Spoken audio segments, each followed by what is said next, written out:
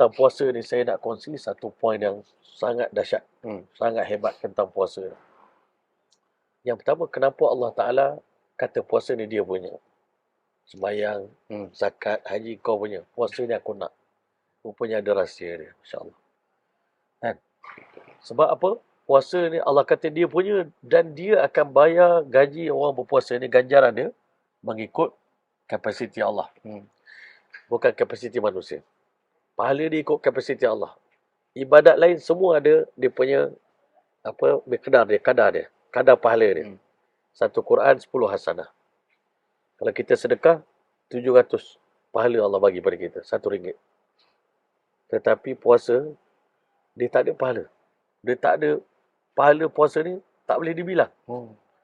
Pahala yang unlimited. Jadi rupanya ulama kata kenapa Allah suruh sangat kita berpuasa ni? Kita ini tak faham kasih sayang Allah pada kita. Sebab tu kita kadang merungut. Allah, bila datang bulan puasa setengah orang dia mengeluh.